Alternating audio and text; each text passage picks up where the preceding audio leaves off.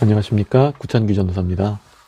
오늘 함께 나눌 말씀은 창세기 27장 1절에서 4절 말씀입니다. 이삭이 나이가 많아 눈이 어두워 잘 보지 못하더니 맏아들 에서를 불러 이르되 내 아들아 하매 그가 이르되 내가 여기 있나이다 하니 이삭이 이르되 내가 이제 늙어 어느 날 죽을는지 알지 못하니 그런즉 내 기구 곧 화살통과 활을 가지고 들에 가서 나를 위하여 사냥하여 내가 즐기는 별미를 만들어 내게로 가져와서 먹게 하여 내가 죽기 전에 내 마음껏 내게 축복하게 하라. 아멘. 네, 창세기 25장 23절 말씀은요, 이렇게 기록되어 있어요. 큰 자가 어린 자를 섬기리라. 하나님은 그의 복을 작은 자에게 주시기로 작정하셨죠. 그래서 저는 오늘 전능하신 하나님이 그의 복을 그가 정한 자에게 어떻게 주시는지 함께 보려고 합니다.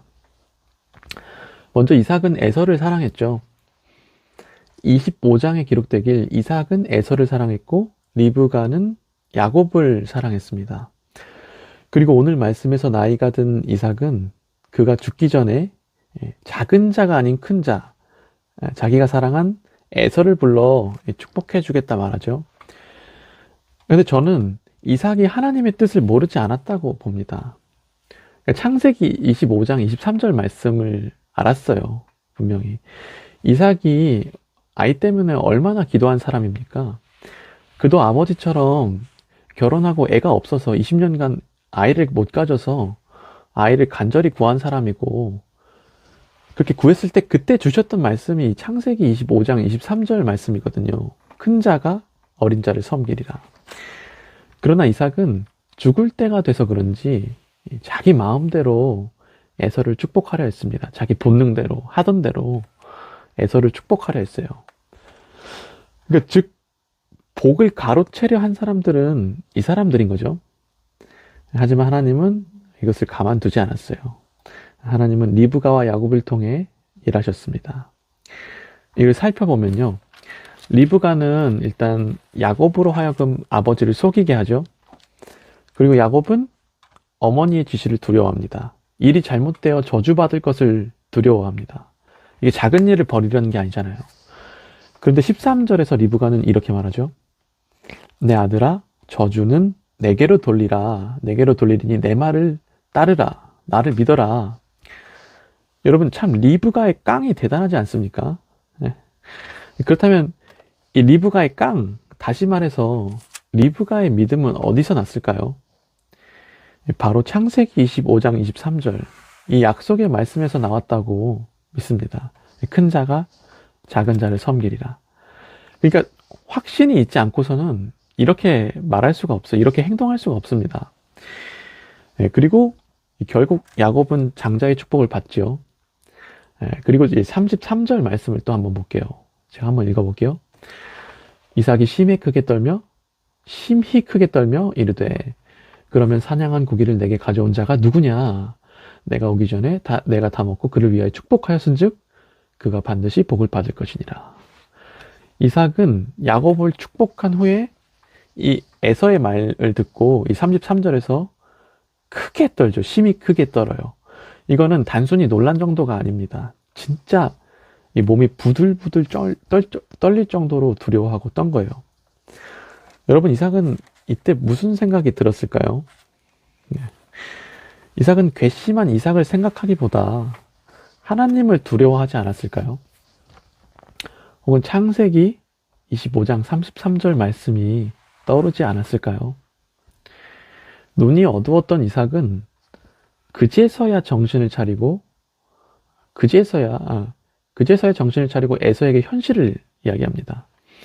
내 주소는 땅의 기름짐에서 멀고 내리는 하늘 이슬에서 멀 것이며 너는 칼을 믿고 생활하겠고 내 아우를 섬길 것이다.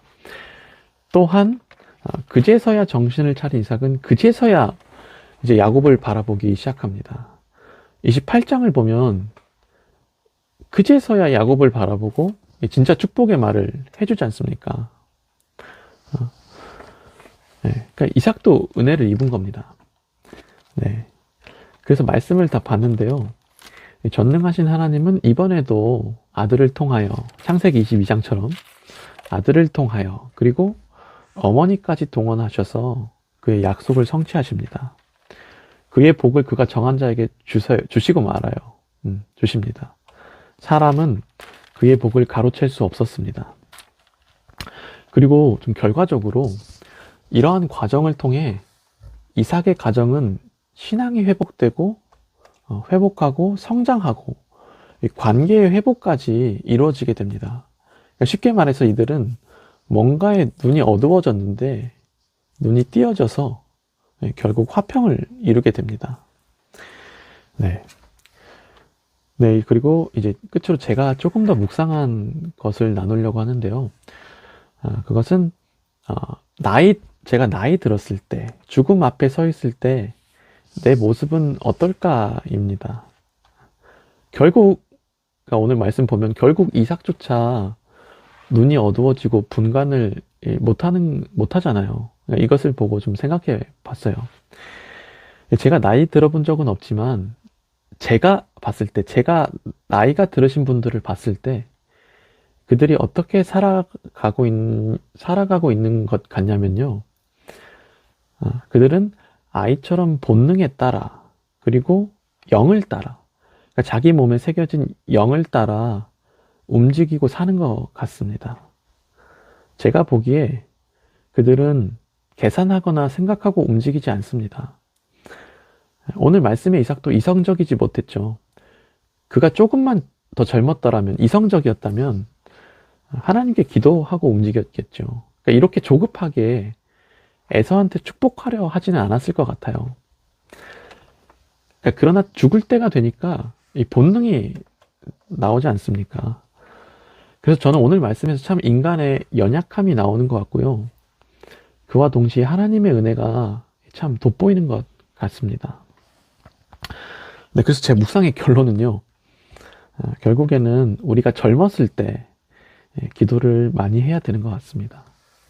그래야 나이가 들어서도 본능대로만 살아가지 않고 이 영의 인도함을 받고 살아가는 것 같습니다. 실제로 치매에 걸린 어떤 권사님은요, 평소에는 그렇게 떼쓰고 욕심 부리는데 새벽이 되면 새벽마다 딱딱 기상해서 새벽 기도를 가시거든요. 네, 결론입니다. 그래서 기도하여 영의 인도를 받는 우리 되기를 예수님의 이름으로 소망합니다. 네, 오늘은 금요 기도회를 위해, 그리고 말씀 전하시는 장성욱 전도사님을 위해 기도하기 원합니다. 주님, 오늘도 우리가 모여 기도하게 하옵소서. 우리가 구할 바를 알려주시고 기도회에 은혜 부어 주옵소서. 말씀 전하시는 장성욱 전도사님에게 복의 복을 허락하여 주옵소서. 이렇게 기도하기 원합니다.